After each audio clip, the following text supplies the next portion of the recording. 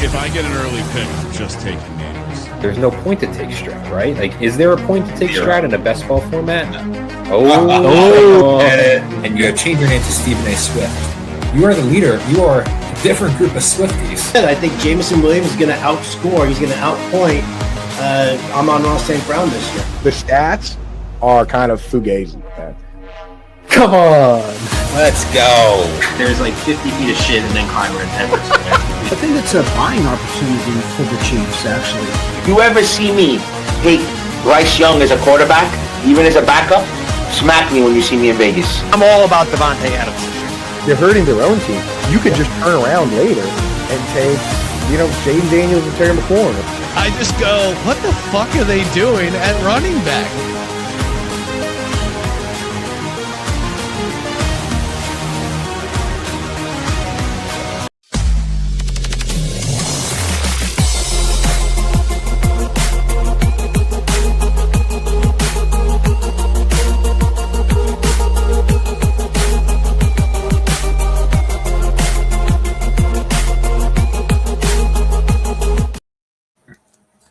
Welcome in, ladies and gentlemen, another Tuesday night live draft coverage here at the FFPC. I am your host, Aidan LaCourte. Joining me as always, Dave Tripoli. No Jake Venuti today, but we are covering an FFPC Best Ball Tournament now with a $400,000 grand prize. And joining us, our special guest. You may have seen him in Rolling Stone magazine. He does a ton of amazing best ball work for Establish the Run. He's the creator of the FFN60 newsletter. Justin Herzig, ladies and gentlemen. Justin, thank you so much for hopping on with us. Gentlemen, how we doing? Doing well, man. We're locked in, ready to get our best ball on. Justin, I'm just going to start off the bat, kind of diving right into it. We've been, you're one of the preeminent best ball experts in the industry, and a common theme emerging in these FFPC drafts across all formats. We've specifically been covering a ton of season long, has been almost the not complete elimination, but maybe the zero RB, the pissing yellow strategy is kind of dying a little bit after being all the rage. So I want to ask you, in the world of best ball, from what you've seen, are you seeing that trend continuing across all kind of best ball tournaments? This lack of early receiver and people are hammering running backs early, which is a stark shift from even just a couple years ago. Yeah, for sure. You're seeing it across all formats. And there's definitely legitimate reasons for it. There's also a couple reasons why it might make sense to actually go against the grain.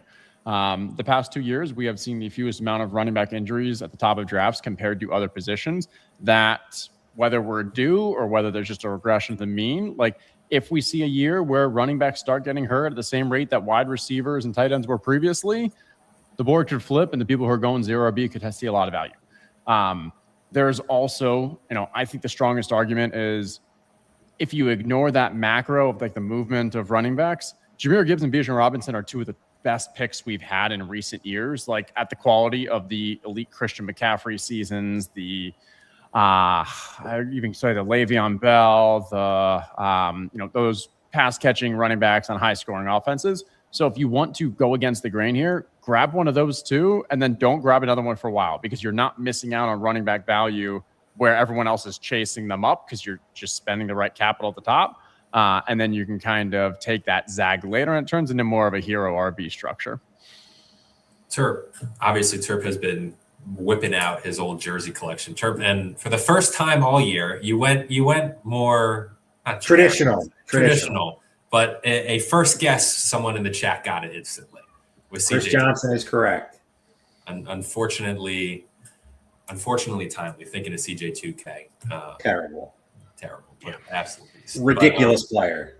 So he was so good. Such a fun fantasy player. Yeah. I mean, fun fantasy player, also just a fun person. Like when he gave a speech at the ESPYs, it was just a whole bunch of like, I am who I am. I don't give a shit. I'm here to have fun. And it's just sad to unfortunately see what's happened over the past, I don't know, I guess in the public eye, we've only known about it for the past year or so, but yeah. Absolutely.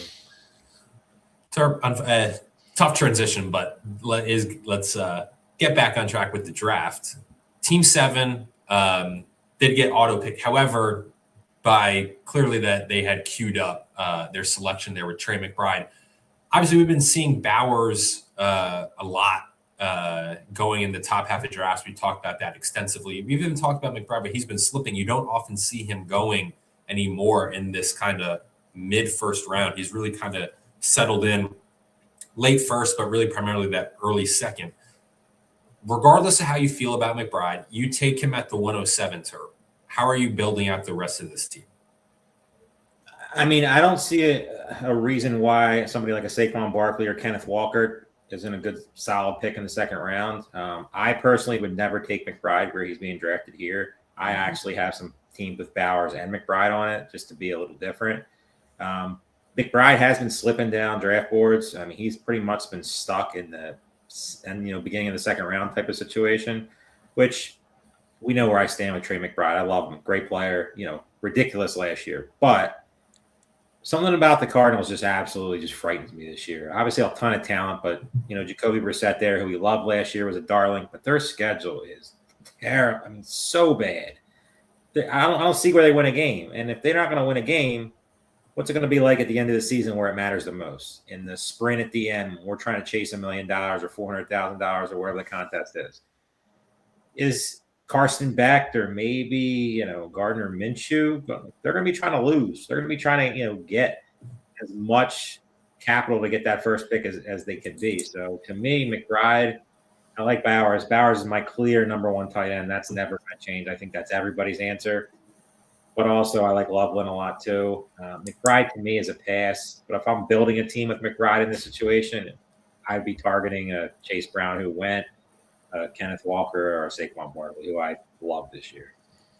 Justin, I want to ask you, obviously, you just discussed kind of maybe pushing up running backs. You've been seeing a ton of RB starts to draft. Team 12 goes Chase Brown, which is kind of a not consensus pick, but a guy who that is his range. Then pushes Derrick Henry up, going at the 210. We have seen him go early second in some of these best ball tournament drafts. But again, he's more so a late second, early third round guy. Derrick Henry goes at the 201. First off, tell me your thoughts on that pick, and then kind of talk me through Derrick Henry. Again, not always the sexiest pick anymore, but he has churned out good season after good season. What do you make of him in that revamped Baltimore offense this year? Yeah, this is one of the few years that I found I'm actually on Derrick Henry. Now, I would have rather had a couple of other guys that went, but as a macro standpoint, I think Henry is a pretty strong pick this year. Last year, his efficiency aspects, there were some signs of, hey, maybe there's an age cliff, but also a lot of that has to do with Lamar being hurt, Lamar not being able to run as much, the offense just not really clicking on as many cylinders. And so for me, when I look at a macro off of that offense, they're projected to win, I think it's around 11 games. Derrick Henry is still probably top 2 in expected yards for the season with Jonathan Taylor. From a touchdowns, they're not, they didn't bring anyone else in. There's no plans for them to use anyone else. They draft a maybe pass catching converted wide receiver to running back aspect. So I'm not concerned at all from a volume, from a role, from an efficiency. I think he's just an outlier from a talent. And I think this is hey, if you've been fading in the past couple of years, I get why people want to fade him again. But when his price is, I think his ADP is around 22 in FFPC, I would have a big bag at that price. Yeah. Team 9 getting some love early in the chat. JSN been going at the 106, slips a little. Shouldn't say false. Slips a little to the 109. CD been going at the 202, drops to the 204. I mean, again, we've been talking about all these running back, early running back, but Team 9 bucking the trend and landing some really good value in 2 elite receivers. Your thoughts on their start? Love it. I mean, there's really nothing negative to say about it. I mean, I would have took Barkley, but I mean, it's nothing wrong with Lamb in that spot. JSN and McCaffrey are the 2 guys in the first round right now that are kind of all over the place. Mm-hmm. People love McCaffrey. They hate McCaffrey. There's really no 103 in this draft. 103. And I've seen him fall to the 11 to 12. So he's all over the place. JSN has gone as high as 3 or 4, all the way down to same thing, 10 or 11. They're all over the first round. People were scared of JSN when it comes to new offensive coordinator. Is he going to run as pure as he did last year? Shaheed, Horton, obviously a bunch of guys there. Is Sam Darnold going to regress a little bit?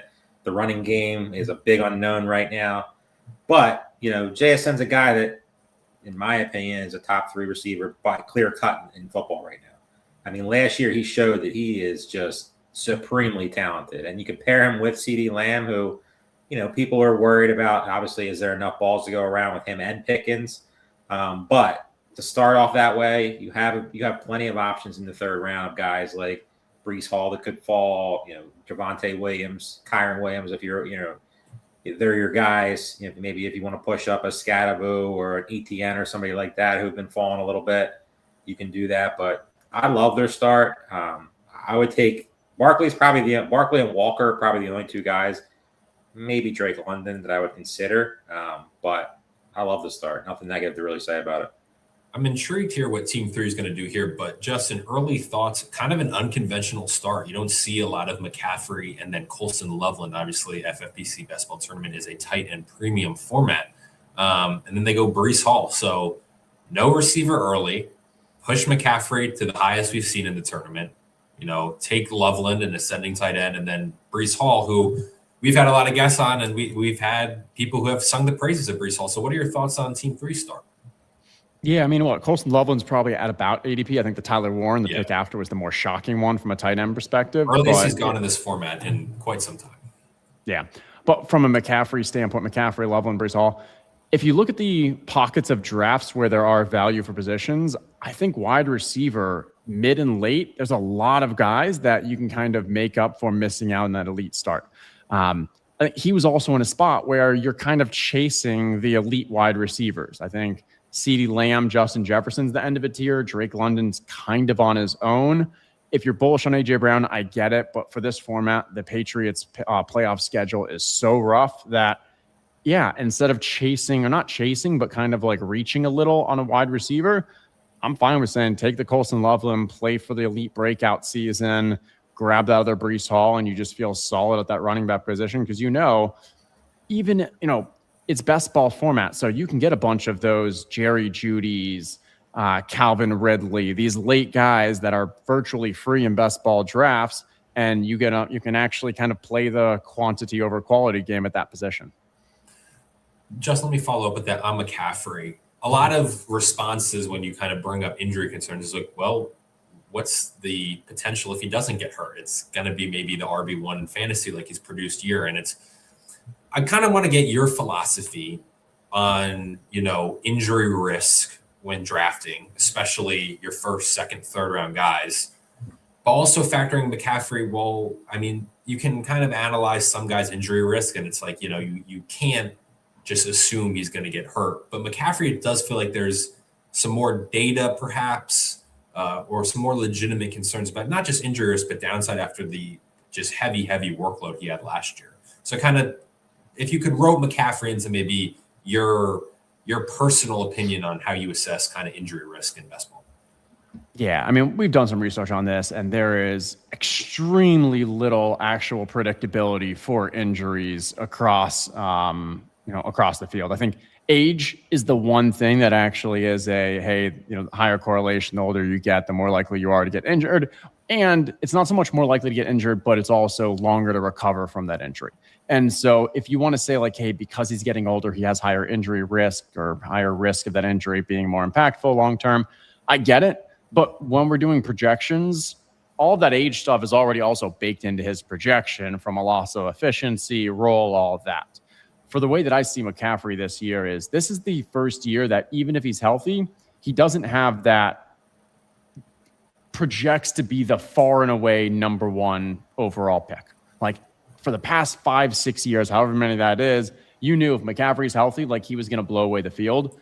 Jahmyr Gibbs and Bijan Robinson, in my mind, and from a projection standpoint, like even if you say that all three of them are going to play 17 games, McCaffrey might be number one, but I think it's extremely close, and I'm not even sure if that's how we'd project it. So when I'm baking in from a picking McCaffrey standpoint, I do have to say that his ceiling is not as high, but I still think like where he normally goes at that 6-7 spot. I'm looking at his ADP is 5.8. I think that still makes sense, but you just have to be more realistic that you're not drafting him for this is going to be the breakout number one, league winner, unless in my mind Gibbs and Bijan get hurt. Turp, not to pick on Team 7, but this draft is off the rails, man. I was going to enter, I was like, goes 2.5 rounds above ADP, and again, that was the pick, right? He's clearly Team 7 is queuing up the guys that he wants. McBride, again, pushed up, A-Chain, fun, but I mean, in what world is Drake May a third-round pick?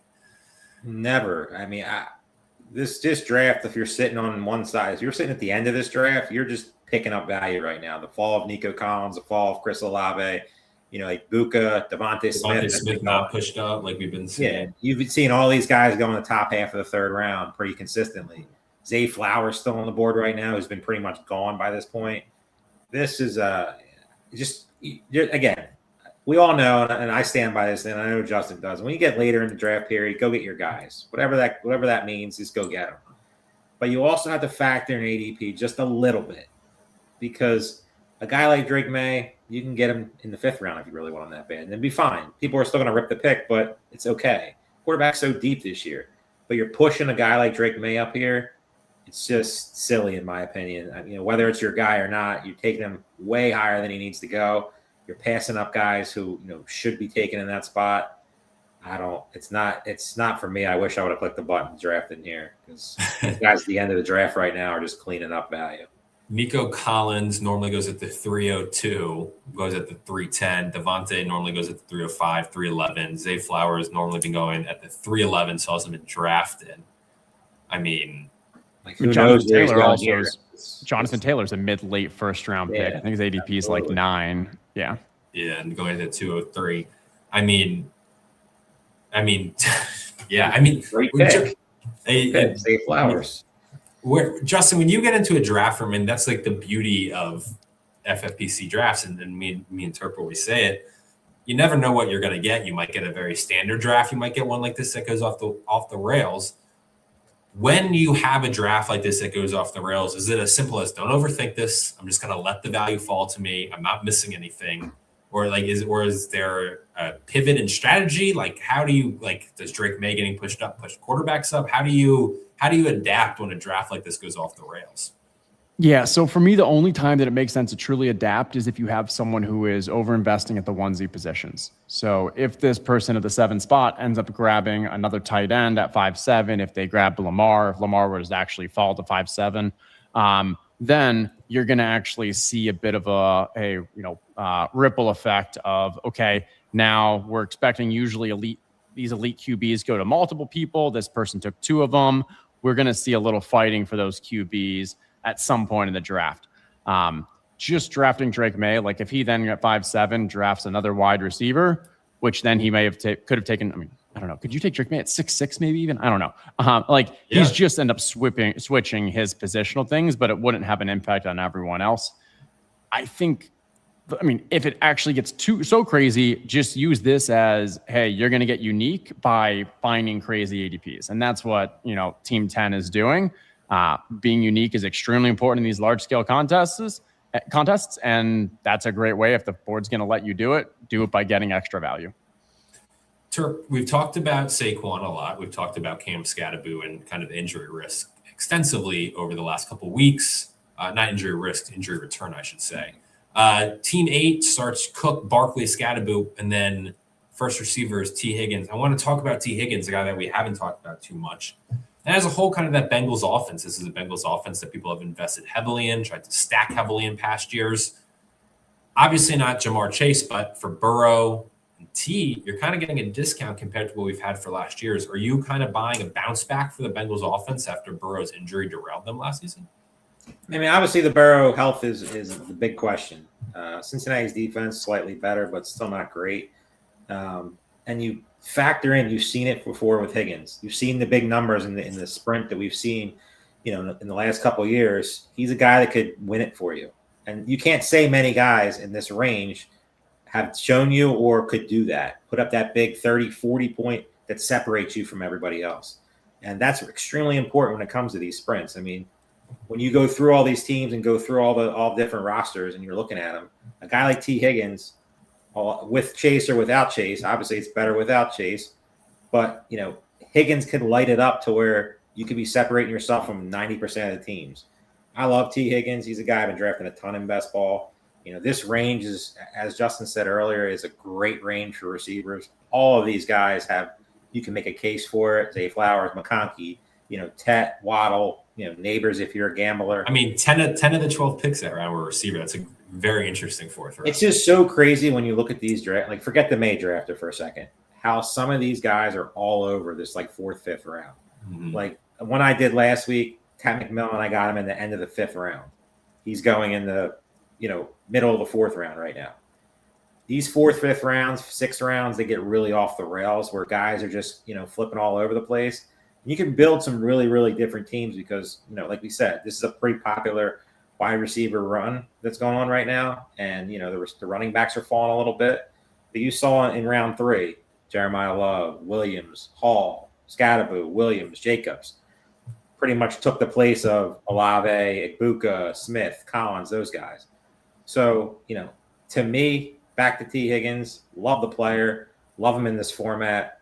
I love him as a guy that, if I'm going to start my wide receiver room, I know he's a wide receiver too. But if that offense clicks and Burrow stays healthy, Higgins is going to be, a great best ball player. Yeah, and we might be looking back this time next year like, oh, man, how easy it was to get a Burrow and Higgins stack, and that might not be the case in 2026. 2027. Justin, fourth round, as I said, 10 receivers taken. Of those 10 names, Mecca Igbuka, Garrett Wilson, Chris Olave, T. Higgins, Zay Flowers, Ladd McConkey, Tet McMillan, Jalen Waddle, Malik Neighbors, and Devontae Adams. Who are your 3 favorite of those 10 names? So Chris Olave is the clear number 1. I think he's a tier above the rest. If you look what he was able to do at the stretch of last season, and I'm big on Jordan Tyson, but I don't think that that's going to substantially eat into Olave's fantasy production. I think there's enough argument as well that the offense can be stronger, that having a number 2 in there can overall just help total efficiency, touchdowns, all of that. So Chris Olave, big one there. My second one, I probably would go with Garrett Wilson. I think that Geno Smith is a competent enough quarterback that he can sustain a highly concentrated target tree towards Garrett Wilson. In the 4 or so games that he was healthy last year, he was leading the league and a lot of I think top 3 in separation, top 3 in a lot of those kind of efficiency metrics. I think he's just a very good wide receiver, and the reports have not been that great on Omar Cooper and Kenyon Sadiq, so I don't think they're going to just come out and start eating into Wilson's target share. So that's 2. I don't feel as strongly. I think there's all the others I think are fine picks, but I don't think anyone stands out. Clear 2 and then kind of a range. Yeah. I like a lot of those. I'll draft a bunch of McConkey, Flowers, Igbuka. Yeah. Yeah. Let's keep it. Obviously, we talked about a lot in the Saints. Terp, floor is yours. Travis Etienne's ADP drafting must be music to your ears. Obviously, Alvin Kamara restructures his contract. He's returning. Kamara's ADP rise. Kamara's ADP stays about the same. Etienne's is the one dropping. Are you scooping up the value? I would assume, based on how you've talked about Travis Etienne this year, Terp, that you're not concerned about Alvin Kamara. I'm not concerned about Alvin Kamara at all. If anything, this just makes music to my ears. My only downside with Etienne is, like I just talked about, this is a really good wide receiver range. So if I'm drafting at the end of the first round, I'm targeting running backs: Genty, Brown, Henry, Barkley, Taylor, etc., Walker. They're pretty much guys I'm going to have early. So am I really going to take a third running back with Etienne, who I love a ton, and I've been very outspoken with him. But I think it's just silly that his value continues to fall. I saw him go almost in the end of the 4th round in one of these drafts. To me, that's just I don't understand it. It doesn't make any sense to me when it comes to the player and what they paid him, and there's the offense with Kellen Moore. The only thing that you do have worry there is Kellen Moore is not big on throwing the ball to his running backs.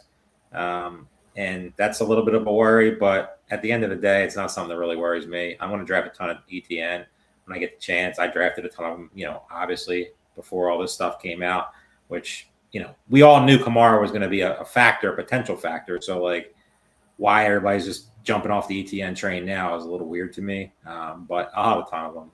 It just comes down to when I start drafting main events, which is going to be coming up here pretty soon. I love this wide receiver range. So it's all going to depend on how I start, whether I have a ton of ETN or just a little bit. Justin, what do you make of Alvin Kamara's restructuring of his contract remaining in New Orleans?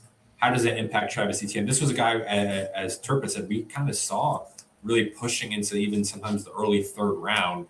But between this news, it's kind of deflated his ADP. Are you like Turpin kind of scooping up Travis Etienne as the price drops, or where are you at with Etienne and Kamara in the backfield?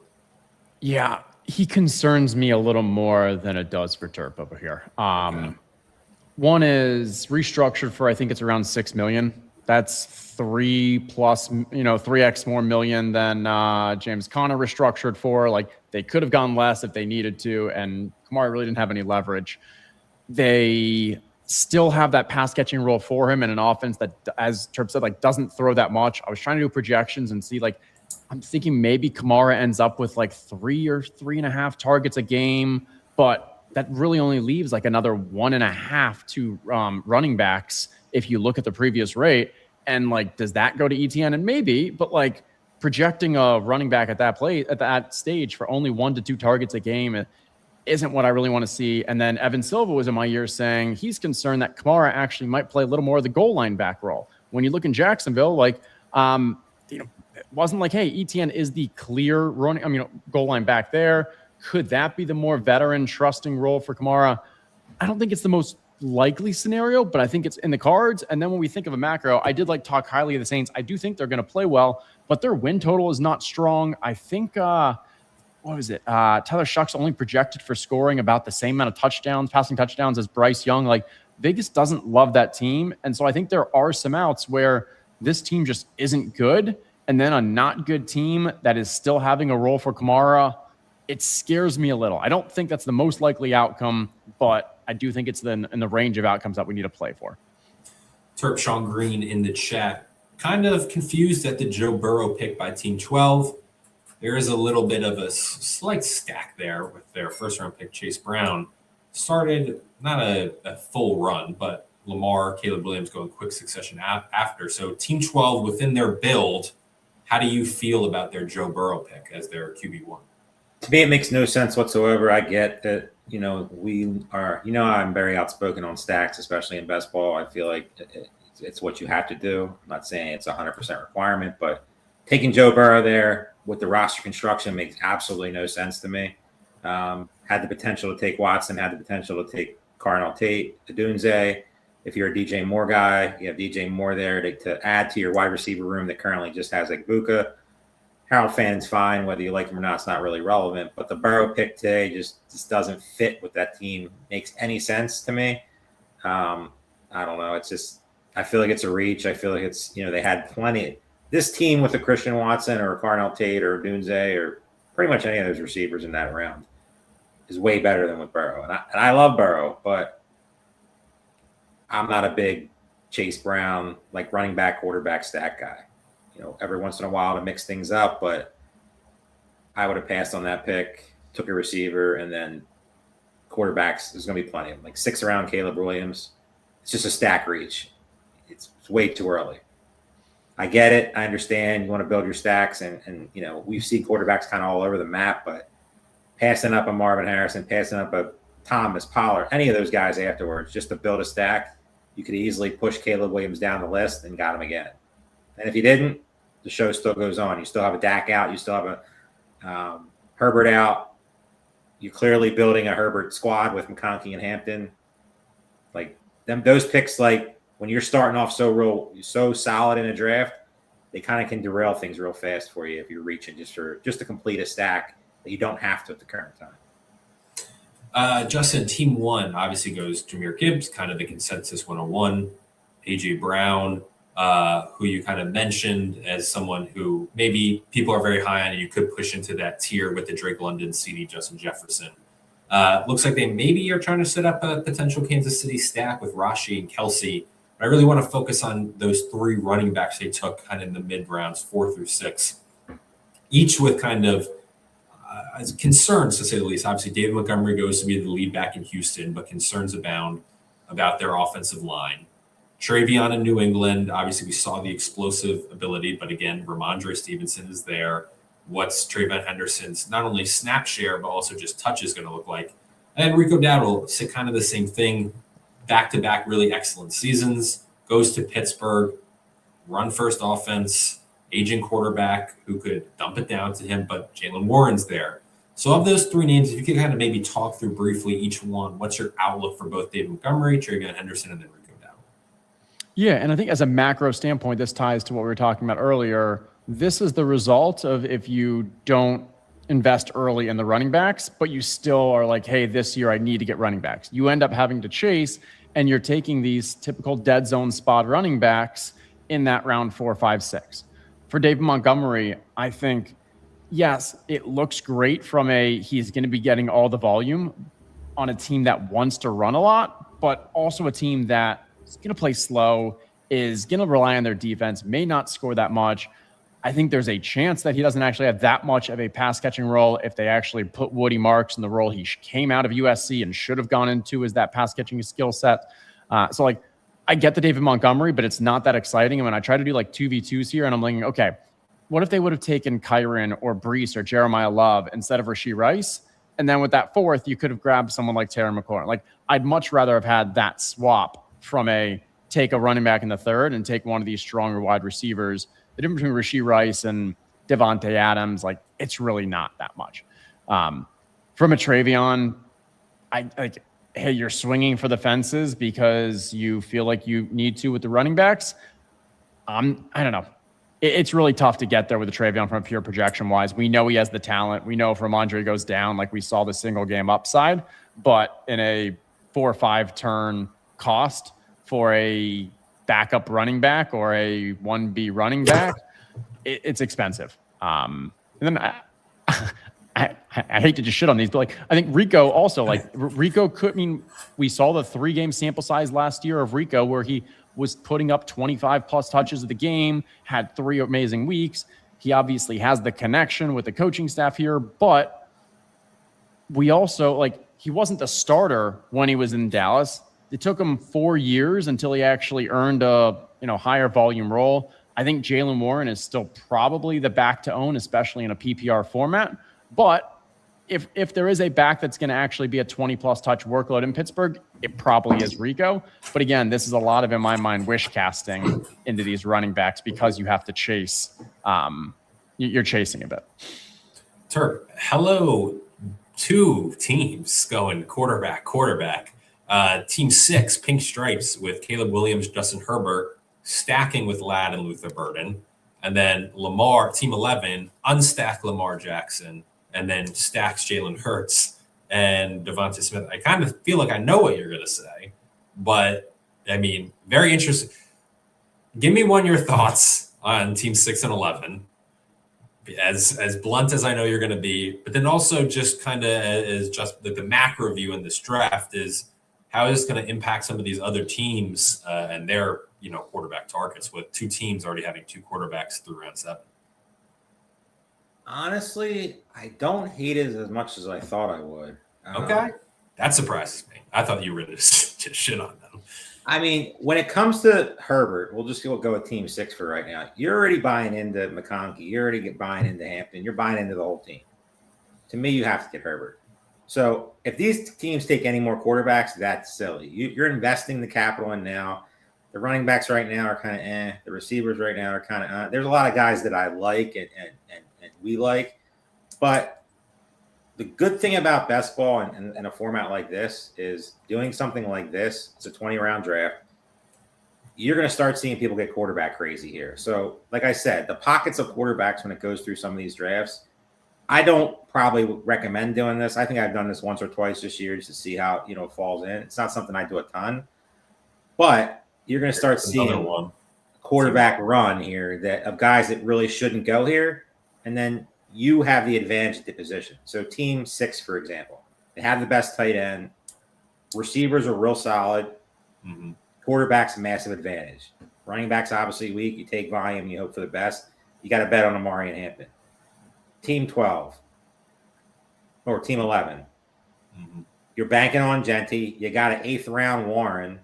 You're stacking Hurts and Smith. You have potential for Goddard outs. Never mind, he just got drafted. You have Kraft. I really like what Team 11 did, personally.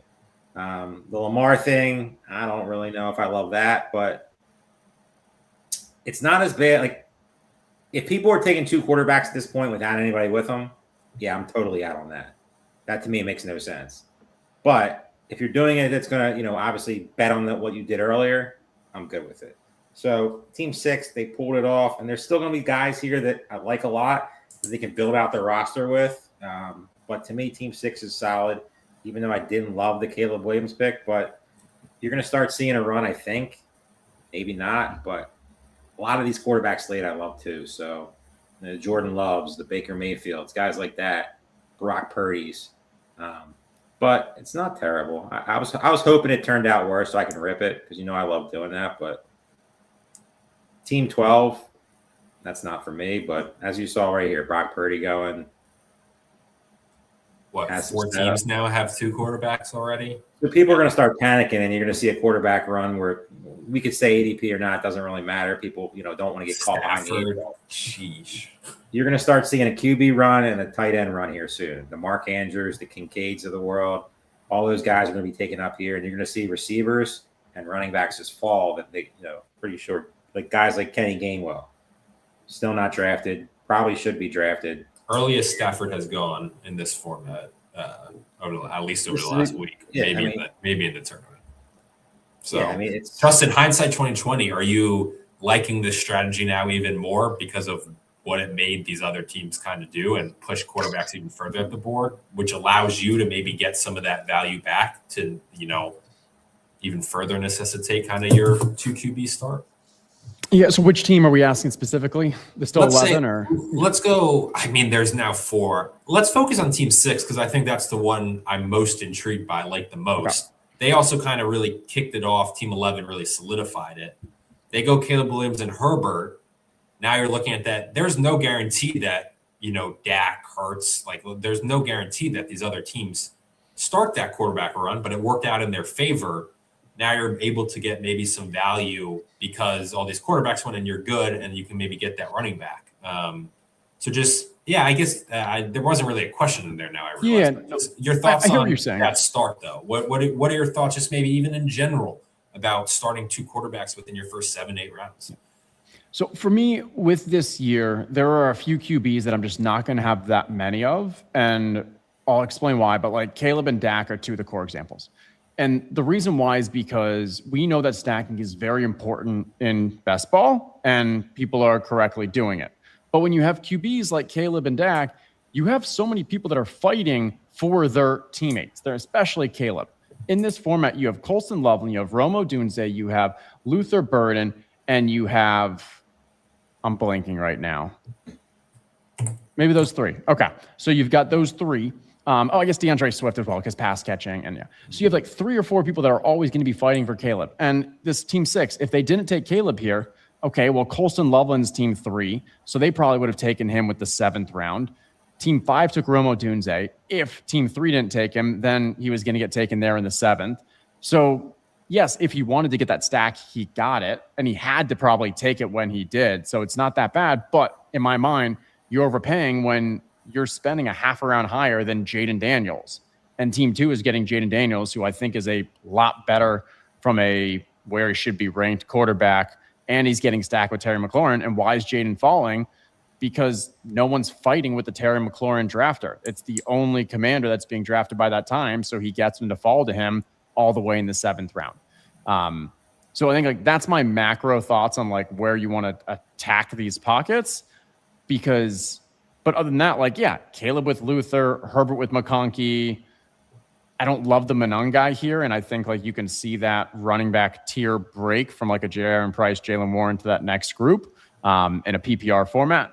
But you're continuing with the stack with the Bears, so I see what he's doing there. I get it. I think overall it's fine. It's good. I got to ask you, Justin. This is a personal question. I'm fitting it in here. I was represented FFPC in the FSGA SiriusXM Best Ball Experts League, and Jonathan Brooks. It was a 15-team league, just standalone best ball league, full point PPR.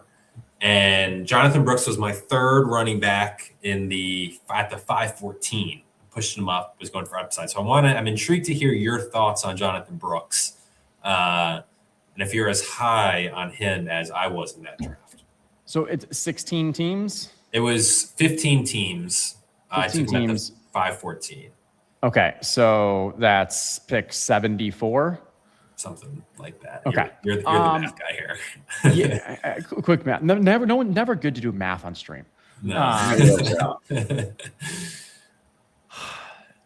So, not even my draft. I just want your Jonathan Brooks thoughts because he's kind of become. He had that. He had that early rise, and he felt like he was going to steam up, and then it slowed down, and now he's a very divisive player.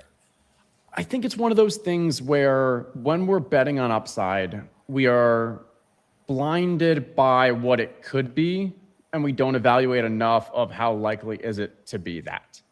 And I think Jonathan Brooks is a great example where first-round talent, team that wants to run the ball. We've seen Chuba get the volume, so we believe that if Brooks gets that volume plus the efficiency of being that first-round talent, he could just be a home run. We then get confirmation bias by positive camp reports. He's healthy. They like him. They're still invested in him, all of that. And so we tell ourselves a story of, hey, if this hits, then he should be a second or third rounder, and this is a league winner. And I think that's all a factual, like, true story.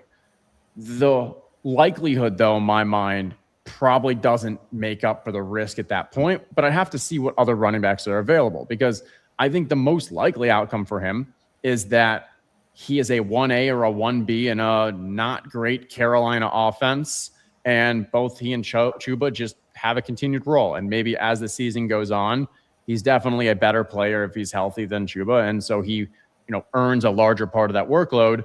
But I don't think Chuba's going to go away. He's the captain of their team. He's the kind of guy that is, does the things right that a coach loves. And so I think most likely outcome here in the range of outcomes is Jonathan Brooks. It ends up being probably a slight overpay. But again, it's who else was available, what were your team needs, all of that. Terp, are you kind of surprised that the Brooks rise after all those positive press didn't continue? And if anything, it slipped a little bit? Or is this just kind of a reflection on the FFPC drafter and how sharp they are, that they're not going to always buy into that? And it's kind of, as Justin laid out, the reasons why maybe his kind of, stabilized that ADP despite all that hype. Kind of both. I guess you could say the hype early on, like you said, was out of control. Like there was times when Jonathan Brooks was steaming high to where it was like, all right, when we draft in Vegas in September, Jonathan Brooks might be a 5th round pick, a 4th round pick, which is just insane to ever say because he hasn't done anything in the NFL yet. The hype's there, the talent's there, but obviously coming off the major injuries, Hubbard's not going anywhere. The offense is a snoozer, in my opinion. So it's not something that we saw what came out today with their offensive line, their left tackle, right tackle, blood clots, probably going to miss the beginning of the season. That's not good. It's really hard for me to get excited about anybody on Carolina. I'll have Brooks. He's a guy that, for the upside alone, I'll have some at the right price. But yeah, I mean, 8th round, fine. Gainwell, I take Gainwell over him. I just think and Warren, obviously, if he ever comes to the 8th round, he won't ever get there. But yeah, Brooks is somebody I'm slightly souring on a little bit. Like I said, I still have a ton. I drafted him a lot before the hype started, so I have good numbers on him. We'll see as camp goes on, how they get him in there. Is he going to play in the preseason? I like to see something out of him before investing such a high capital. But I know a ton of people that literally love the guy, so the chances of me getting a ton of him when we draft later in August probably aren't great because they're just obsessed with Brooks. So we'll see how it plays out. So Team 10, our guy at Fantasy Sopranos, breathes a silent relief. He gets Jared Goff, stacked with Amon-Ra St. Brown here in round 9, his first quarterback. Tyler Shuck goes at the 903, is stacked with Jordan Tyson for Team 3. Every team has a quarterback except for Team 4, Justin. Which is a great team. Gambling and playing Russian roulette, but that team is stacked. How concerned are you, though, about what's assuming going to be, QB 17 at best? Maybe 1 or 2 more go here in this range. How concerned are you about, as Terp said, a very good build, but how worried are you about this kind of lack of QB depth taken down a very good team. Should have taken Bo Nix instead of Dalton Kincaid. That would have been the stack with Waddle. I get that tight end was also a position of need, but when you look at what's happened behind you, when you look at the people ahead of you, two of the teams didn't have a quarterback when you were picking Dalton Kincaid, so it was most likely going to be, most likely going to lose on some of those QBs. Probably should have got there. Now, looking forward, Baker Mayfield is probably the pick for his next one if he falls to him. Rare if he gets there. Yeah, because then you got the Chris Godwin. Yeah. The only other option he has is probably a Tua, which is kind of gross. If you're looking, then you go Malik Willis. Yeah. And Malik Willis, like there's a couple of QBs. You can still have a couple of these Darnolds and CJ Strouds that you can backstack. CJ Stroud, I think, is a great one. And this will probably be a 3 QB team for him. I would have liked for his 3 QB team to have started with Bo Nix and then seen what he could get a bit later. Yep.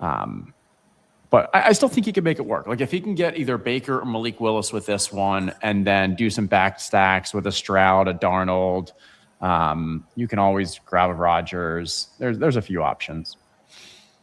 Speaking of the Steelers, Justin, obviously everyone hates DK Metcalf. His player archetype does not fit with what 2026 Aaron Rodgers is. Obviously a guy who's been banged up throughout his career, has declined maybe as a player.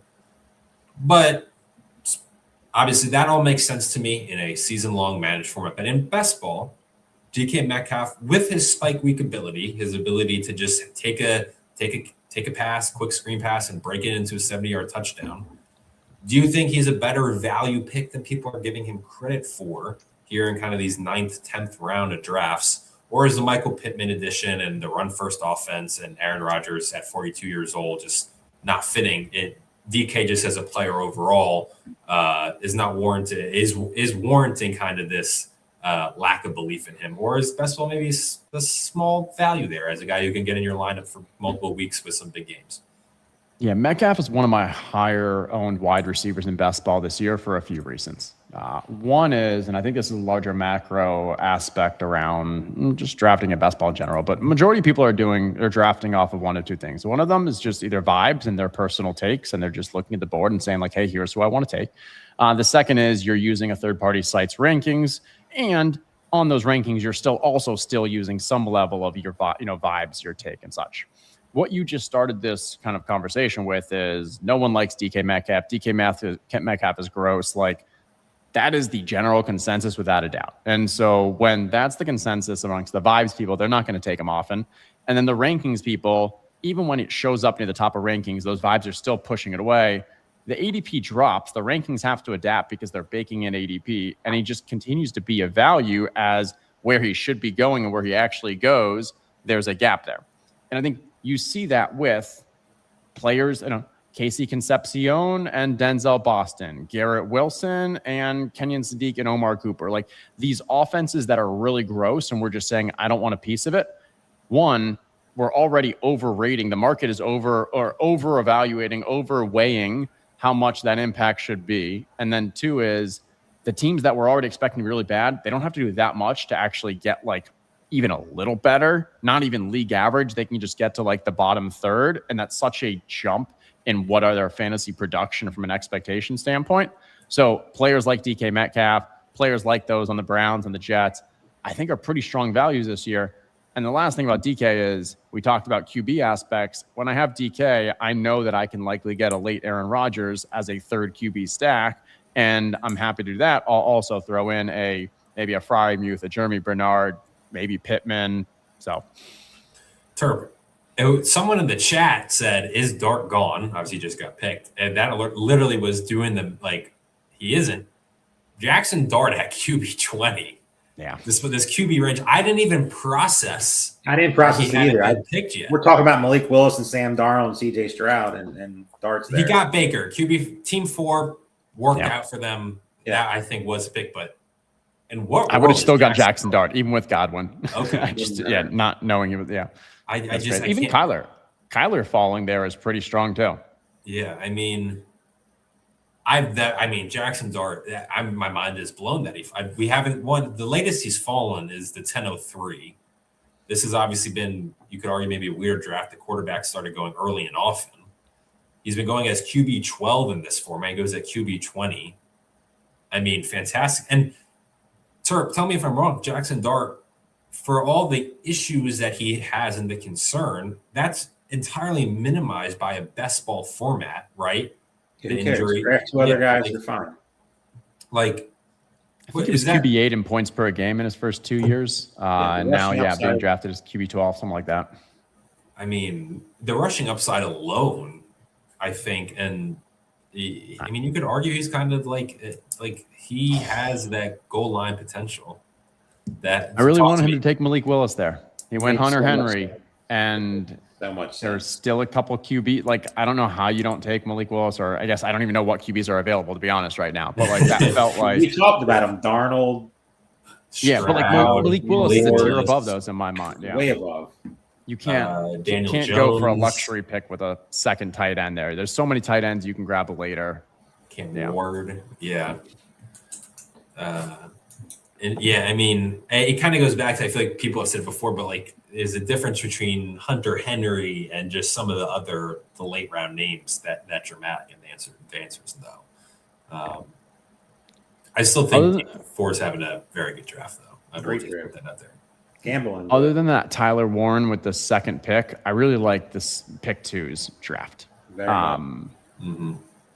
Justin, what are your projections for Jacksonville? I think that's one of the spot. Now, I would say it's one of those like situations where it's like it feels like you got to get it right, but at the same time, it also feels, as myself, Terp, our co-host Jake, who wasn't able to hop on today, have said, it's also might be one of those situations where there could be no right answer. Right, where it's just every other week, and obviously that's more impactful and managed when just you never know who's going off. But do you have a clear-cut guy in that, specifically with the Jacksonville pass catchers, that you're targeting, that your projections have, or is this kind of just a jumble between Jacoby Myers, Parker Washington, Brian Thomas? Where are you at with the Jacksonville offensive weapons? Yeah, I think it's one of the hardest ones to project. But I don't think the answer really, I think it's extremely unlikely for there not to be a winner. For that to be the case, Liam Cohen offense has to fail, which there's no signs of that being the case. There'd have to be no injuries, because if there's any injuries, then whoever's just the healthy ones are likely going to win in that offense. And it would have to be a ridiculous 2-3-headed, maybe or even 3-headed backfield with LaQuint Allen playing in there. And that means neither Bashal or Chris Rodriguez wins out. So I do think it is an offense like it makes sense to throw your, either throw your darts or make your picks and hope for the best. For me, I think that the worst pick is Travis Hunter. I think that's one of those ones we talked about, like from an upside standpoint, and just the likelihood is just so slim. I think he needs multiple injuries or something really bad, and the cornerbacks stay healthy to play that. I think Jacoby Myers is probably the best value, but it's not like a screaming value. They brought him in for a reason, and right when the trade happened, he played pretty strong into that offense. Yes, Parker Washington obviously had the huge blow-up games, but I think Jacoby just has a very secure role there. And then Parker, I think, is a right price, but I think he's a great bet to make, because if you're right, then you are right. Like, that is legit slam dunk if we repeat how he finished last season. My concern with the Brian Thomas Jr. is that they've realized that he can be an effective NFL player for them by opening the field and playing that deep route, which honestly we saw at LSU, just with crazy efficiency and, less competition. So we had just ridiculous big plays, but it wouldn't shock me if they just kind of keep him as, hey, this is our field extender. And he has some big plays and a few big games, but just not the level of volume that we need, or to compete with, Parker Washington with, what we saw last year. Terp, I will just shout out real quick. Our next live streamed best ball tournament draft, I should say, is going to be on Tuesday, August 18th, 8:30 p.m. And Justin, get this. We are doing, for the first time, the chat will be drafting for Terp. Terp will be a lot. So it's going to be a shit show, more than likely, but it's going to be a fun shit show. And does he get to pick just anything he sees in chat? Is it like you have to be like, hey, this is the most common? Yeah, I think it's going to be the most common. I mean, I believe we're able to throw like a poll, which I think is I'm gonna gonna be the I'm way gonna to do go. it within reason. Like if somebody tells me to take Josh Allen #1 overall, and everybody just keeps doing it, I'm not trying to mess up a draft, but there will be like a clause of the chat can't. I still have to click the button. I would say I think I respect chat. I think that we need to give chat some credit, and you might get a couple bad eggs in there, but for the most part, I think chat is going to steer you wrong. It's going to be okay because we have enough of our strong audience, our consistent fans who are going to be there and fighting the good fight against any potential trolls. But that I did just want to shout that out, the 8:30 August 18th Best Ball Tournament draft. So if you want to get in and draft against Terp. Can't wait to see Christian Watson sitting there in the 7th round and me in hyperventilating over here, and they're like, "Yeah, take somebody else." Yeah, they give you your second quarterback, Matthew Stafford, and just thanks, guys. And then that's going to be the team that No, that's going to be the team that makes the final. Goes as far, yeah. What happens when they recommend Drake May in the 3rd? I mean, it's not that unrealistic. Not computer problems. Oh, yeah, we're gonna have to really clarify. I mean, I guess we make the rules here. We're the game maker, but I gotta point out, just what you're saying. Team 4. I mean, Malik Willis goes pick after them. Daniel Jones, C.J. Stroud. I mean, you're looking at Darnold now for them. Bryce Darnold, Cam Ward, Rodgers, Mendoza. It's not great, and it's been a really good build, but it just feels, as you said, if they just go Knicks there or Dart.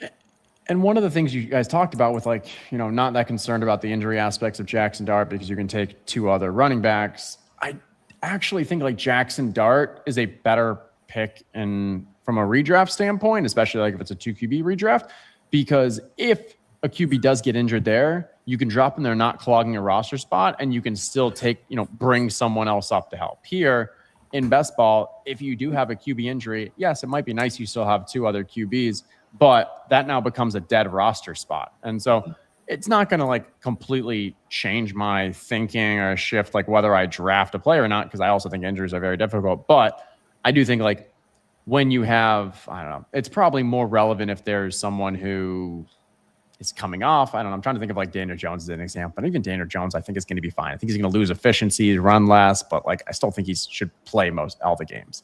But yeah. Justin, I got to ask you. There we go. Cam Ward, C.J. Stroud. Yeah, it's looking bleak, but it's got to be Darnold. If it's then Darnold, and maybe build a Shaheed Barner. I mean, if you don't take Darnold here, I don't know what you're doing. Because the guy after you is definitely taking somebody because he only has 1 too. He only has Shuck. Yeah, honestly, they both should have taken Malik Willis. I mean, or Jackson Dart. I mean, the fact that for sure instead of Jordan Addison. This guy should probably take Geno Smith.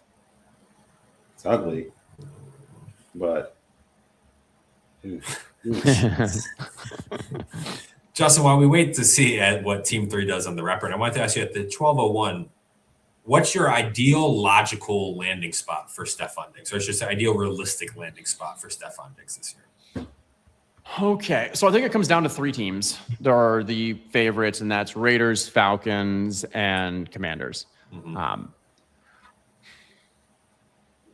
I believe from a football standpoint that Deebo Samuel is the best fit for the Raiders. I think a lower A-dot, yes, not as explosive, but still a yak type guy is just great for a rookie Mendoza and complement pieces to you already have Bowers. It really makes the defense kind of stay on their heels.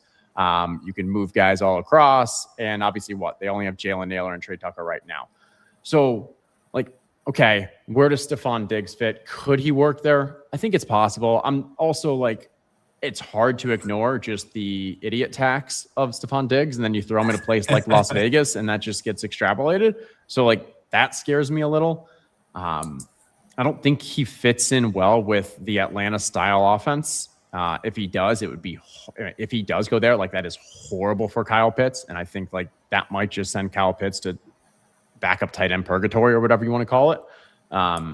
The Commanders just make too much sense, assuming the Brandon Ayuk thing doesn't happen. Return home for the local kid. But yeah, Baltimore. I mean, what? He was a 6th round draft pick out of Maryland. 5th, I think. Yeah. 5th. Okay, yeah, but like definitely underrated. I mean, I mean, what Diggs I think finished as wide receiver. Again, not enough points per game for him, but Stephon Diggs was I'm looking at last year. Last year, I think he was a top 30. He was But, wide receiver I mean, 17. It was a volume type role, though. I mean, you have the #1 most efficient QB that year and Drake May throwing to him, and your target competition was Matt Collins and Kayshon Boutte. Like, it made sense. He did that on volume. I don't think, but I agree. I don't think he's like, but wide receiver 51, right? But I think like that's far more of a, hey, what's the head case aspect here and the idiot tax, and then. That was the perfect scenario for like you couldn't draw a better situation than being the #1 wide receiver for Drake May without any other target competition. Weak strength of schedule too. So. Yeah. I mean, you can go through like if he went to any of those 3 spots I referenced, his ADP would go up. But I can't think of many other teams that we'd be excited about. Okay, I like that. For those, do you have any thoughts? Like, are there teams that I missed that you would thought would maybe be good? No, it kind of feels to me like the commies are kind of setting up to be the landing spot. I mean, Ayuk is out of the equation. I think I always say the over under on Ayuk fantasy points this year is 0.5. Like that dude, talk about as much of a head case as I've seen in quite some time. I think it just makes too much sense. I think he fits. And I think it would be beneficial for Jada Daniels. I think they need another one. I know Antonio Williams hasn't had. I was pretty high on Antonio Williams coming out of the draft. I know he hasn't had the best training camp reports out of Washington. So, but again, there's also a lot of baggage with Diggs where it's a reasonable question. And partly I think the wide receiver 51 is that, head case tax where it's like, well, does he even sign when he has so much kind of, just kind of lingering over concerning. We have a comment in the chat, Kansas City. I don't know how excited we would actually. I don't know how excited we'd actually be about that, though. Like, would it just be Hollywood Brown 2.0? Like, it just feels. There's just a lot of mouths to feed there. Yeah, and that offense also. The Andy Reid offense in recent years, as much as we all love Andy Reid, has not been very good, like at all. They are signaling they want to be a run-first team with the Kenneth Walker and their other moves, and he's not going to supplant. Rashee Rice or Xavier Worthy. So I don't know. Like, and Kelsey's always chugging along. So my biggest want is Jerry Jeudy going to the Raiders because I think Jerry, like, he's only 27 years old. I think Jerry Jeudy, maybe 28. Like, he's definitely not that old. I still think he's got some juice in him. Last year was an atrocious season for him, but I think that was far more of his just lack of desire and being in that offense than anything else. And if he was to go to Raiders, I think he prospers. But then we also get to see that KC, the Denzel Boston, the Harold Fannin, I think that's a win-win all across the board for fantasy. We're, a season removed, 90 receptions and almost just over 1,200 yards in 2024. So, certainly the production can be there. It's just also for him, it's always been kind of the head. Does he have the motivation? So hard to have the motivation in Cleveland last year. Yeah, understandably so. Terp had to go help with bedtime, as we all understand. So I don't know. He may be back soon, but for anyone wondering where Terp popped off to, but I will say a question that we asked a couple weeks ago that I kind of want to ask you alongside Vegas is, do you have a preference, Kirk Cousins or Mendoza? And then regardless of that, when do you see Fernando Mendoza getting his first start, barring, let's say, a Kirk Cousins injury? Is this a Mahomes situation? Obviously, that's very different. Chiefs were a playoff team with Alex Smith, but sitting out the whole season. I think we had kind of said week 11, I think, was they play Cleveland, and then they have a bye week, which might be a nice little setup for Mendoza. But how many weeks do you see Kirk Cousins starting, and what's the impact on that offense? 11 at Denver, 12 at Cleveland, then week 13 is their bye. Yeah. This would have been one of those easy if they had like a week 6 bye, like, oh yeah, you'll have Cousins for the first 5. Yeah.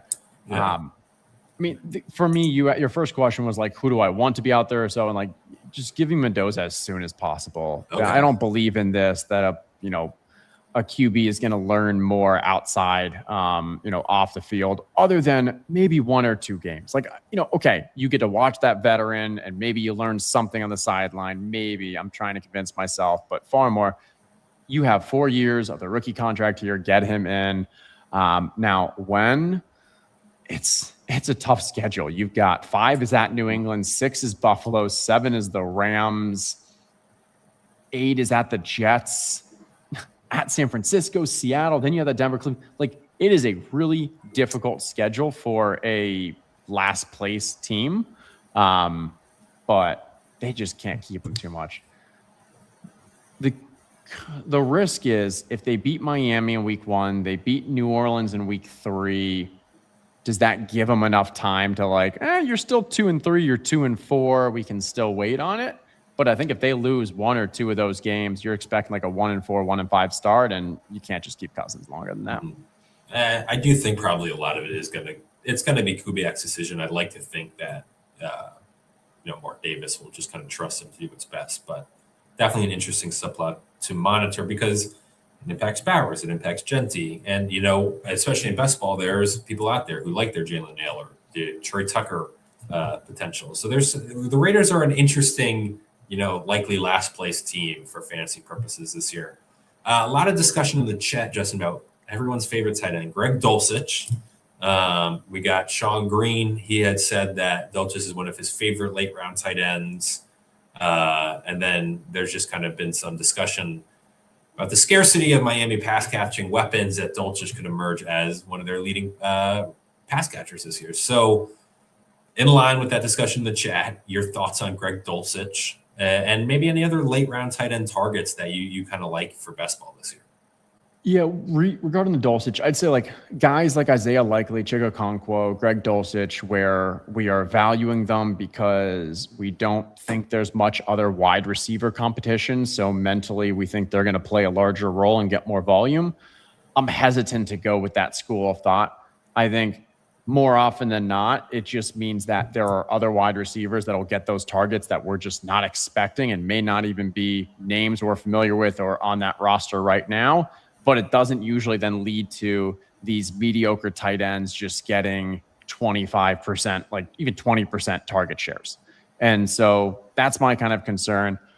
When I do take Malik Willis, Greg Dulcich is the only player from a pass catcher on the Dolphins that I do take because you can tell yourself a story that it works and he's so cheap that like I'll take that stack. But he's not someone I'm going out of my way to get. From a late round targets, I think both the Rams tight ends are pretty strong, both meaning not Tyler Higbee.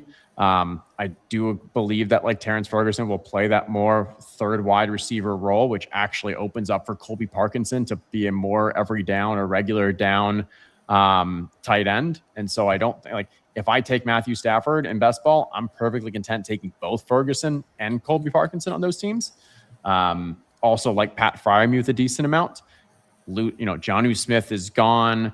I think there's just some strong just supporting evidence that, hey, even if they go with a more 3 wide receiver set, more of 11 personnel with the new offense in Pittsburgh, he still trusts Pat Freiermuth. He has the connection. And without Jonnu Smith, Darnell Washington is more of a 6th offensive lineman. Freiermuth just at his price, I think, is a pretty strong value. And I mentioned I'm taking a lot of Rodgers as a 3rd QB, so that's just an easy stack. I will say I'm in full agreement with you. I'm big on Terrence Ferguson. I just can't get out of my head that they valued him. They would have if they didn't get that Falcons insane haul for James Pierce, that he was their pick in the 1st round, and how we would have valued him differently.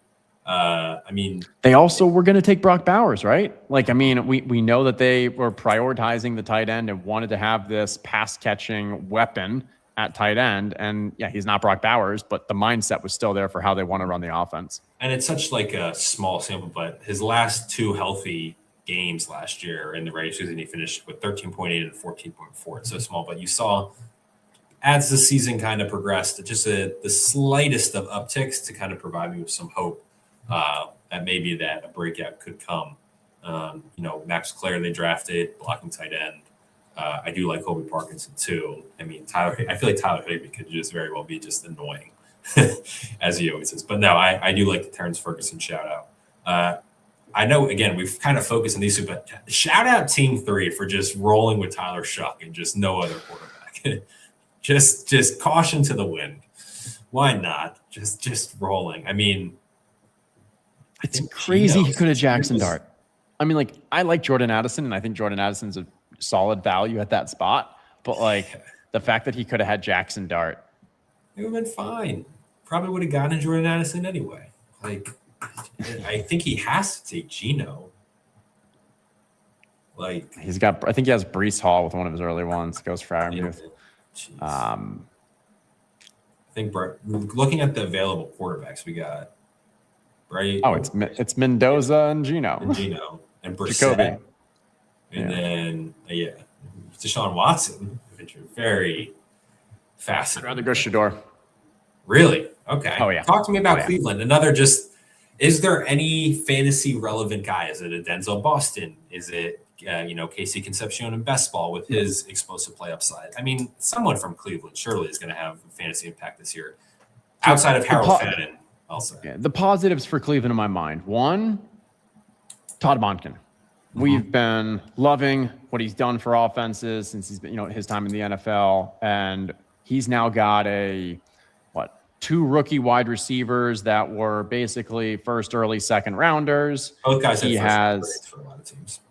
He has Harold Fannin, who's now one of the best pass-catching tight ends in the league in his second season. So, you've got these young, exciting talent. Obviously, I mentioned the Jerry Jeudy, who knows what's going to happen there. I still think is fine, but yeah. And then the defense is not going to be nearly as good as what it's been in the past. And so let's just have a strong defense and run old Nick Chubb, obviously no longer Chubb, but that format, that structure of, hey, let's just, ground and pound and play good defense. That can't exist in my mind with the modern Browns. And so we're going to have someone back there slinging it. You then have to figure out which QB can that be. Taking Casey Concepcion is probably better for Deshaun Watson. Deshaun Watson, assuming he has that dead arm and he's going to need a lower A-dot type wide receiver, that's where Casey Concepcion thrives. But for this offense long-term to actually have a chance, in my opinion, they're going to, start with Deshaun Watson, hope that he still is able, that he's able to regain the form that his woes have been because of the injury. I think we're going to learn very quickly that's not the case. I think they've already probably know it, and that's where you've been getting these positive camp reports about Shedeur Sanders is closing the gap. Whether Shedeur starts week 1, I would guess he doesn't, but I think he can very quickly take it over. And it's, my mind, far more likely he's playing the second half of the season than Deshaun Watson. And who's to say that a Shedeur Sanders with some young, 2 pass catchers and a tight end, wide receivers and a tight end, in a having to play from behind could give us some form of at least fantasy okayness, if not goodness. Mm-hmm. No, I think obviously you mentioned the run game. Quinshon Judkins, a 5th-round pick, but coming off a pretty devastating leg injury, does feel like it's somewhat baked into his price. I mean, I feel like he would have been third round. I mean, if he didn't get hurt, he's probably going within the first 3 rounds. He's kind of settling in as a late 5th. Is that a guy where are you at on Quinshon Judkins? I mean, is it baked into his price that maybe the long recovery road he might not be himself until way late in the season, or do you still think maybe it's too early that 5th round price? Yeah, I don't think he'd be a 3rd rounder. I mean, Travis Etienne right now is Travis Etienne's mid-3rd, late 3rd. Did he go in the early 4th in this one? He fell to the 4th, but he's been going late 3rd. But when you look at the Quinshon Judkins profile, he's not going to be a primary pass catcher as a running back. You have Dylan Sampson. This offense isn't going to be good. So you have more of a 2 down, maybe a 2.5 down back on a bad offense that is going to be playing from behind because their defense is rough, like, doesn't really excite me. If he dropped to like, and then obviously the coming back from an injury that we've seen in recent years has been very difficult for running backs, wide receivers to actually come back from and be efficient and have that burst. So for me, I just like a lot of the other running backs that are going around him instead. Yeah. Goodbye quarterback options for Team 3. It's Kirk. I mean, And give him a shovel. Shore. Yeah, he needs a shovel. He's been digging his own grave since For a while. we're sure he didn't take anyone in the third round that we forgot about. Yeah, I'm very positive. I'm trying to see, like, let's even go look at his team. Like McCaffrey, Loveland, Brees, Neighbor, Swift, Marvin, Tyson, Brooks, Shuck. Like, it's not one of my favorite teams, but it was a solid team that I just feel like is buried before the season even begins. Unless, Shuck just has this. Jacoby Brissett. Yeah, that's you're hoping that, and he plays the entire year. Like, you are putting your entire team on that being the case. Mm-hmm. As I mentioned, Tyler Shuck's projected passing touchdowns is the same or within one of Bryce Young. Like, yes, we can tell ourselves a story that Tyler Shuck's going to elevate in his sophomore year, bringing in Jordan Tyson and having some success late last year, and also just with the Kellen Moore offense. But also, there's just a lot of worlds where, he's just not that good of a quarterback. There's a reason why, like, his pre-draft profile, like, prospects were what they were. Yeah, you need some more QBs. I want to ask you this, maybe another kind of macro question, but one I kind of like asking each year is, who do you think for best ball are kind of the biggest swing teams? And it's a very broad question, and you can interpret it however you want. I remember last year it was a wide range. Like, the Bears were like a clear one last year. That was a huge swing team. If you get it right or if you invest, you were obviously rewarded quite well. So this year, again, you can kind of take your time to answer. And I am intrigued, though, to see for best ball kind of what teams are those swing teams this year that if you get it right and you invest correctly, you'll be heavily rewarded. I think the Bucks were the first one that jumped out at me. Okay, I like that. If you've been watching the quarterback show, we saw that Baker played a lot of last year with, I don't know if it was torn labrum or some kind of, pretty bad injury. Banged up, yeah. If we can think that they can revert back to that, now, yes, it was with Liam Cohen. Liam Cohen's gone. But yeah, I think from a talent-wise, like, it wouldn't shock me. And I really like that wide receiver room. I think this is now 2 years removed from the injury for Chris Godwin. If sounds like he's going to play that primary slot, which is where he feasted 2 years ago. He and Mike Evans were both top 3 or 4 wide receivers before that injury overall. Godwin was wide receiver too when he got hurt. Insane that he was on the field to this day. Yeah. What they were down.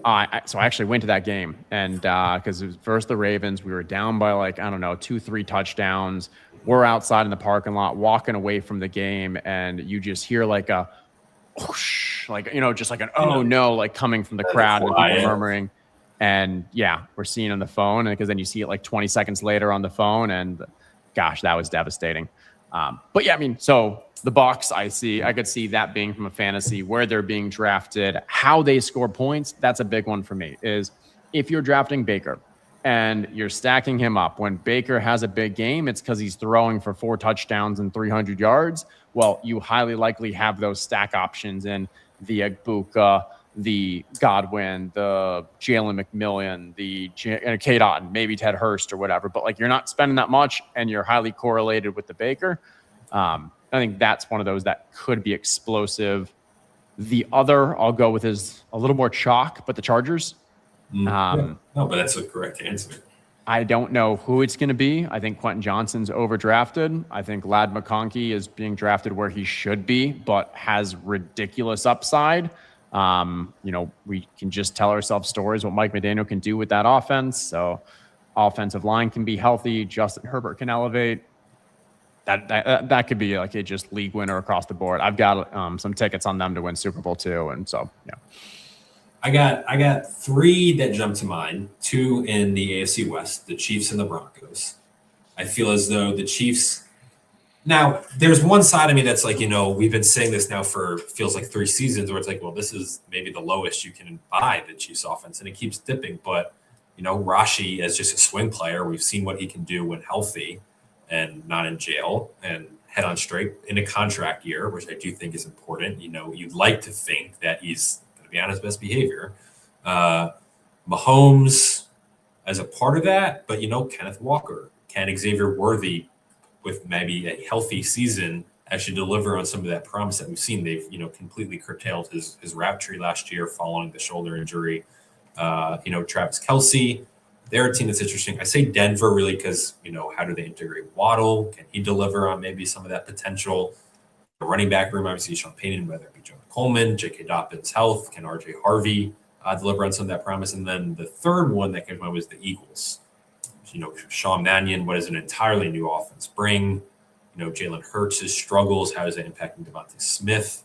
Mekhi Lemon, uber talented, but again, does not fit into what Jalen Hurts does well at all. As I've said on many a show, Mekhi Lemon is elite over the middle of the field, which is what Jalen Hurts' struggles are. So is Lemon brought in and he benefits Hurts and helps him improve, or does Hurts drag Lemon down if his struggles continue? And then obviously Saquon Barkley struggled last year based on where he was drafted, especially following the massive workload, but also the Eagles' O-line issues. Jeff Stoutland no longer there. So those were the 3 ones that came to my mind that I think could be kind of, good swing ones. I think those make sense. For the Chiefs, I think it could be an interesting swing where if they really do become a run-heavy team, Kenneth Walker could be just an absolute smash, lead the league in touchdowns, and it would just kill the value of that passing game from a fantasy angle. But it could very well go the other way. For the Broncos, I'm concerned that they're going to pass nearly as much as what Bo Nix led the league in pass attempts last year. And so if that comes back to earth, I'm not quite sure what happens there or how Waddle really fits into this. The steam on Waddle has been pretty crazy. I like it, but he's also getting to a point where I'm not going to draft him ahead of like that Ladd McConkey range that we're seeing. But I agree, there can be some really fun shootouts in that division too. Sir, we were asking kind of one of our favorite questions over the years, which is what are the biggest swing teams in fantasy this year? So far, Justin kind of said the Bucks and the Chargers. I had thrown out Broncos, Chiefs, and Eagles. Any more that you have? Jacksonville. How did bedtime go? How did bedtime go, first of all? We got it done in 20 minutes. It was nice. Tricky up there. Things were a little haywire, so I had to hop off real quick, and she finally went down and ran down here and got back on. I thought it might have been over, but this draft's a little slower than some, so we're back. Yeah, and just in time. So you say Jacksonville, that is another trendy one. Jacksonville's a good one. Ones that are outside though, I keep talking about it, but Miami is a team that nobody wants to draft their pass catchers. They're all ugly. Is it Malik Washington? Jalen Tolbert's kind of barf. Greg Dulcich, who's the darling of best ball drafts right now. Pretty much any drafts, he's getting steamed.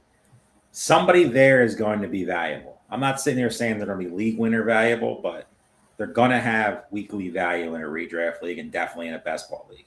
Malik Washington's the bet I'm making right now with Greg Dulcich. If I'm taking Malik Willis, is an easier stack. He get built later. I think I'm trying to think of some more. I will say I do think of the bottom 10 teams in the league. Me and Justin were talking about Cleveland. I think Cleveland is a more subtle swing one than Miami. I think Miami may just be fair. That's I think, as Justin mentioned with Monken, I think Cleveland has maybe more of a potential despite just. I just hope they land on Deshaun Watson. They don't land on Shador. Justin said otherwise. He was saying the opposite.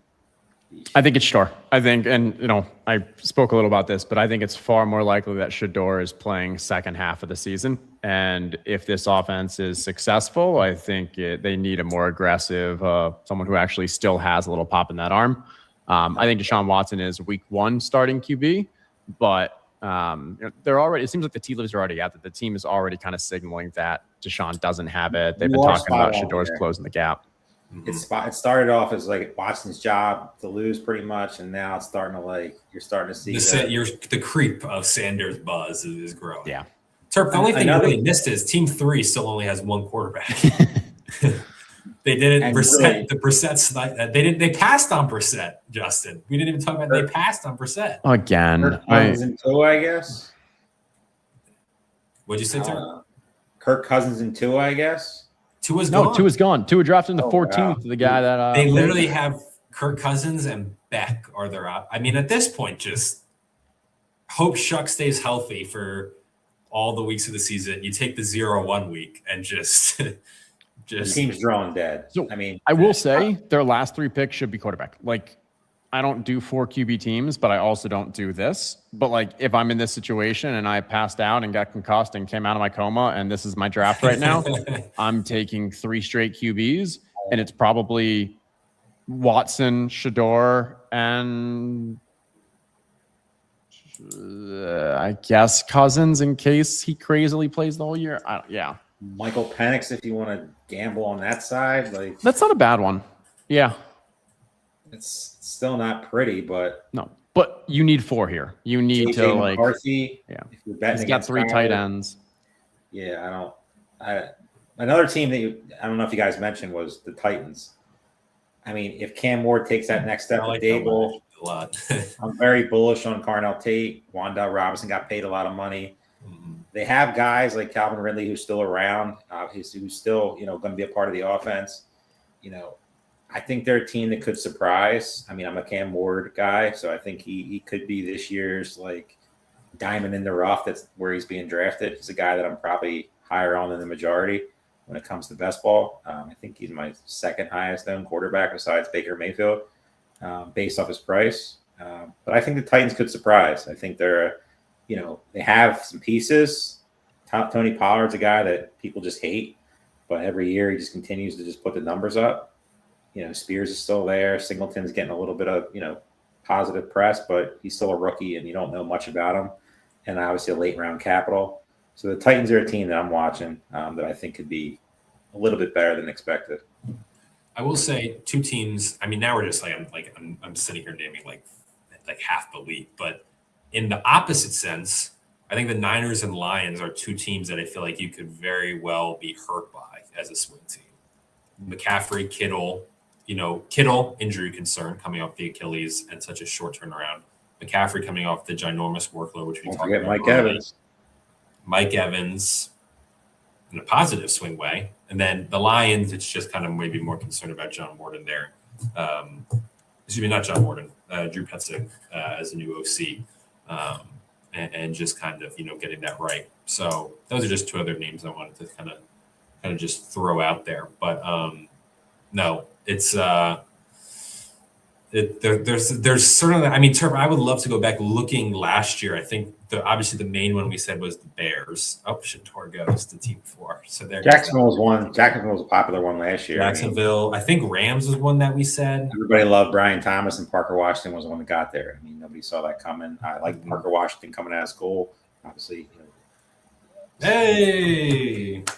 Non-homer. Atta-go team 3. Attaboy team 3. Ooh. Took one. He took the boring. At least take the 5% to Deshaun Watson potential, that could get you there. I don't know. I'm hoping that the Raiders don't. I keep hearing rumors of them letting Cousins play all year. I really hope that's not the case. I mean, Mendoza has got to get work. I hope it's sooner rather than later. Because Kirk Cousins he's dust, and I know they paid him a ton of money to be dust, but I don't know. Justin, any kind of a rough rookie running back class, just not only with the talent, it was underwhelming, but also the landing spots were not great, right? Emmett Johnson goes to Kansas City with Kenneth Walker there. You look at both Penn State backs, obviously disappointing years in Penn State, but they go to kind of credit backfields. Obviously, Jadarian Price, Jeremiah Love excluded from this conversation. Mike Washington, a huge name pre-draft riser, and then he goes behind Genti. Is there any of these rookie running backs that you're buying in kind of an FFPC Best Ball Tournament as someone who could either have this spike week potential or maybe even take over a starting role at some point? Or are these names you're kind of avoiding until very late in drafts? Yeah, so I am definitely avoiding most. I'd say Katron Allen's probably the late RB I have the most of. It's a team that's already shown a willingness to not, make decisions based off draft capital with JCM last year. He is a, prototypical like running back Katron Allen that, could become like a workhorse there. And his competition is who? I mean, there's no legitimate competition ahead of him. You've got Rashad White on less than $2 million or so, $2 million for the contract. JCM as a last rounder. I don't know. That's the one that I think you can tell the easiest story to finding your way. Guys like Nick Singleton, Damon Claiborne, I think are strong talents, but just a lot has to go right for them to earn that role. One other I'll throw out is Kalen Black. I think that he can win that the backup job behind Christian McCaffrey. It's an important role. He can win it basically is the starting amongst the backups. Yes. he would play nothing. RB2. Right. He would get nothing without an injury. But with the injury, I think it's more likely, this staff took him ahead of someone like Jordan James, who didn't really show much last year anyways. I didn't even like him that much coming out of Oregon and such. So, yeah. I do think the Kalen Black one is one that me and Turk have talked about, where it's there's a lot of people in the chat who are, I'm not drafting CMC. I'm not touching CMC. Well, if there's the injury concern that a lot of people seem to have, well, then the result of that is someone is going to benefit in this Kyle Shanahan offense. We've seen it year after year. So Kalen Black in round 18, round 19, especially if you are not on CMC, well, then put your money where your mouth is and draft Kalen Black late in drafts. There's no downside to it. Tupper, I'm going to kind of ask you the same question, but with the receivers. In this kind of round 15 on, which rookie receivers are you maybe targeting in the best ball format? Rookie receivers? Receivers. If it was today, Stribling's getting a lot of positive press. He's probably not a guy I'm targeting, but everybody, Rams are saying he's the best receiver in the draft. Malachi Fields is a name that, I've added a little bit. Zachariah Branch. I have very, very big worries on Malik Neighbors. I know some press has been positive so far. I've drafted a ton of Darnell Mooney.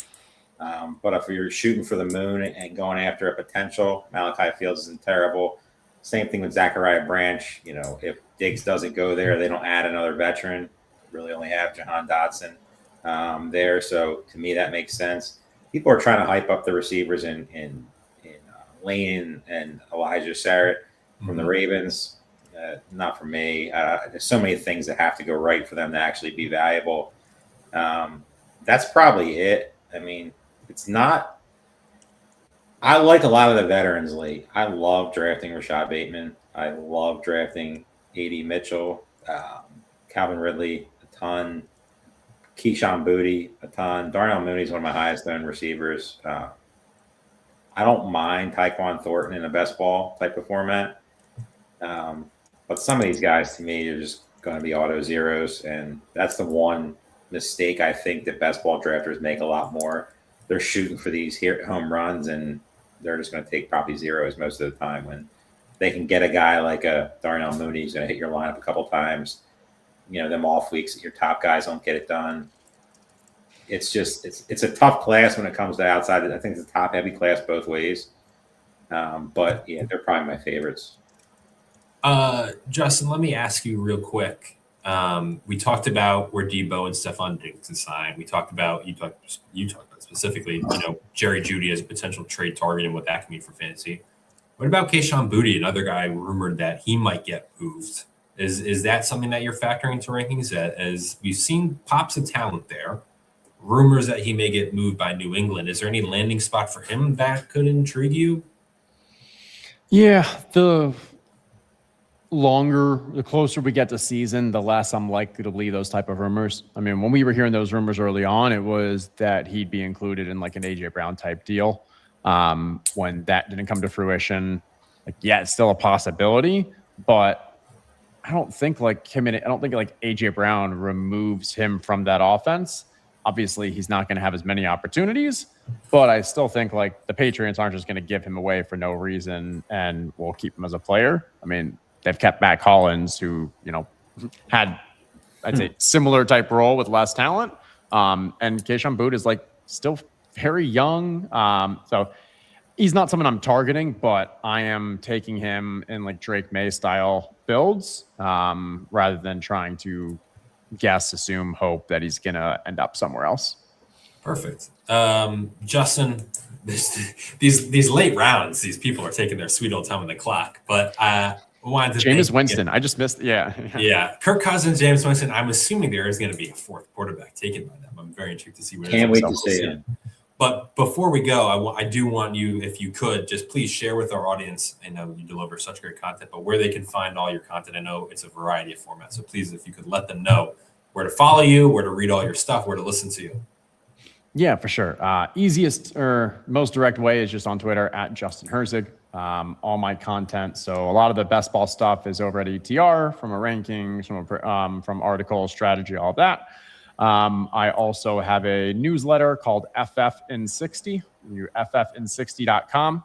It'll be kicking off next week once training camp starts. But the idea is it just gives you the digest of everything you need from a fantasy football wise in 60 seconds. And then a lot of my time these days, almost all of it, is focused on a new company that'll be launching in the next couple of weeks called PredictQ, that is helping people who are interested in prediction markets. So, how you can kind of find an edge in that space with tools, content, stuff like that. But today, follow me on Twitter. You'll basically get links out to everything. Oh, yeah. Justin Herzig, ladies and gentlemen, follow him at Justin Herzig.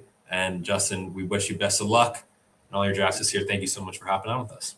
I appreciate it. Thanks for inviting me. Enjoyed. Always like talking to you guys. And JJ McCarthy is the fourth QB. Gotta love it, man. Be a starting quarterback. Enjoy. Have a great night, guys. See you, Justin. Terp, that's going to probably do it for us right here. We got obviously 2 picks left. We will show those 2 picks. But again, our next live draft coverage will be next Friday night, July 31st. We're covering the Big Gorilla. Terp, you and me are not going to be on. Jake's not going to be on. It's going to be Balky. Our fearless leader. Our fearless leader, Eric Balkman, is going to be hosting. Sean Green, Ryan Kramer from the Sports Gambling Podcast Network are going to be the special guest hosts. Going to be a great show again. Friday, 8:30 p.m., Big Gorilla, July 31st. And then after that, I can announce we will be having Howard Bender on for main event live draft coverage on Sunday, August 9th at 7 p.m. Spots still remain in that league. I'll be putting out those leagues with the live on the FFPC YouTube tag. Then August 18th, we got the chat drafts for Terp. And then Tuesday, August 25th, we got a Big Gorilla draft, 9 p.m. with Andrew Cooper. That's going to be actually our last Big Gorilla stream of the year. So that's going to do it for myself. Real quick. Don't forget, we got Pros versus Joes starting this week. How could I forget? Sunday, we got 3. July 22nd. I'll be on every show, so that's okay, 6. Terp. I committed to all the shows. Yeah. Sunday, July 26th, we got 8 o'clock. We got Monday, July 27th, 9 o'clock, and then Tuesday, July 28th, 10 o'clock. And then the following Sunday, we started up again, August 2nd at 8 o'clock, Monday, August 3rd at 9 o'clock, Tuesday, August 4th, 10 o'clock. So 6 shows. One of the best. Farrell and Bulky, and then a variety of guests who are participating in the league. Variety of guests. Some of the biggest names in the industry will be popping on. Some of the Joes are going to be popping on, just talking strategy, talking guys they like, guys they dislike, making fun of each other. It's always a good time. We have a great time with those shows. Oh yeah, so we got 3 Pros v Joes starting Sunday, then the Big Gorilla Friday, and then another 3 Sunday through Tuesday that first week of August. So and then we're in August, and then we're in the stretch run. So there we go. Thank you to everyone who tuned in, active in the comments section. We will see you. Terp will see you Sunday night, 8 p.m. for the first Pros v Joes live draft coverage. Happy drafting. We'll see you guys then. See you guys.